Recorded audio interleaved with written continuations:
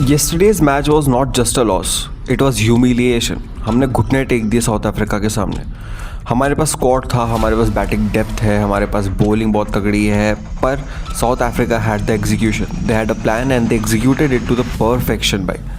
Late me tell you 3 reasons why India loss to South Africa. तुम्हें ये सब तो बहुत लोग बताएंगे कि इंडिया हार गई, ये वो। मैं तुम्हें 3 रीजन बताता हूँ कि इंडिया क्यों हारी है।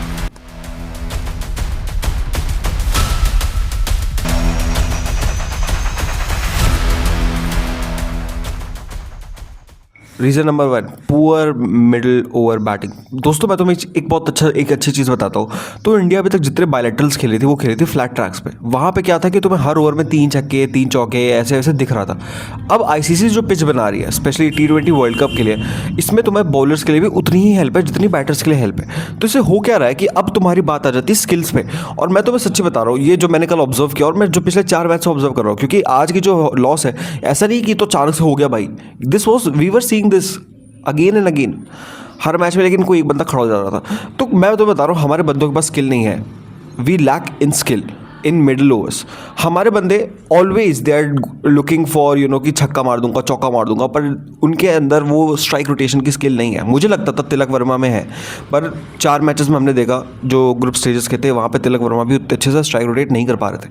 अब प्रॉब्लम कहाँ आ रही है, अब तुम हर बॉल पे यहाँ छक्का नहीं मार सकते। अब तुम हर ओवर में 10-15 रन नहीं मार सकते। तुम्हें कुछ कुछ ओवर ऐसे निकालने पड़ेंगे जहाँ पे 5 रन 6 रन आएंगे, और हम वहीं पे स्ट्रगल कर रहे हैं क्योंकि हम इतने यूज टू हो चुके हैं और प्लेयर्स भी इतने यूज टू हो चुके हैं हर ओवर में 10-15 रन मारने के कि वो हर बॉल चाहते छक्का मारना और स्ट्राइक रोटेशन पे ध्यान नहीं देते।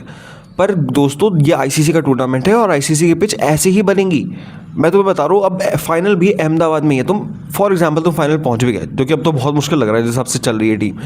तो क्या करोगे भाई, वहाँ पे तुम्हें यही करना पड़ेगा। अब ये एक रियलिटी चेक है।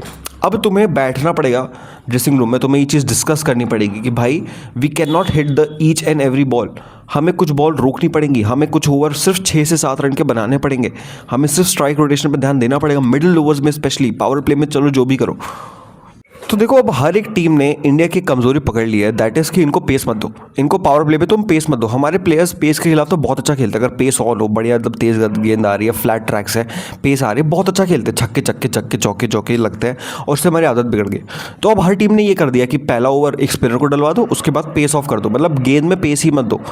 आज वही Marco Jansen, Lungi Ngidi, Rabada, इनने यही चीज़ की, पेस ऑफ कर दिया। और हम इससे पहले भी नीदरलैंड्स, यूएसए और बीच में जो नामीबिया थी, उन्होंने भी यही सेम चीज़ की थी, पेस नहीं दी थी हमारे बैटर्स को। और हमारे बैटर्स अब स्ट्राइक रोटेशन तो आती नहीं है, बिकॉज अब उनको तो भाई हर बॉल पे छक्का चौका मारना है, उनके हिसाब से तो वही हो गया है गेम T20 का। पर अब दोस्तों ये चीज़ आपको लुक बैक करनी पड़ेगी, आपको इस स्किल्स पे काम करना पड़ेगा कि भाई ये पेस ऑफ आ रही है तो आप हर पावर प्ले में 80 रन नहीं बना सकते। आप 50 रन बना के खुश रह सकते हो अगर अपने 1 विकेट खोया है, 2 विकेट खोया है। उसके बाद मिडिल ओवर्स के फेज़ में आपको स्ट्राइक रोटेशन करना है और हर ओवर में 7-8 रन पे देखना है भाई।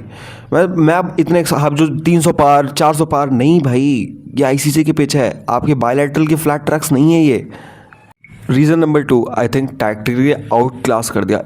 एक भी ऐसा फ्रंट नहीं है जहाँ पे हम टैक्टिकली आउट क्लास नहीं हुए हैं साउथ अफ्रीका से, चाहे वो बॉलिंग करने में हो।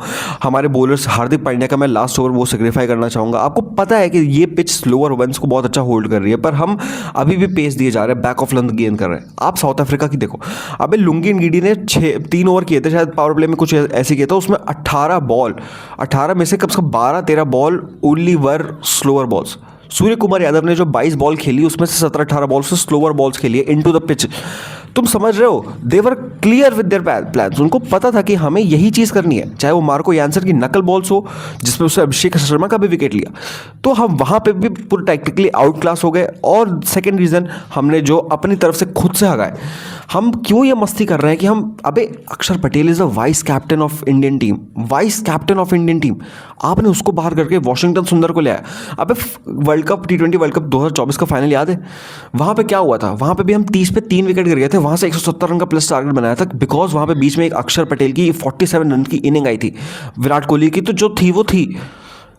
तो अक्षर पटेल उस काम के लिए जाना जाता है, उसने उतने हाई प्रेशर मैच में खेला था। तो अब यहाँ पे सुंदर को तुमने डाल दिया, इतना हाई प्रेशर गेम है, वो ऑफकोर्स हक देगा यार, ऑफकोर्स हक देगा।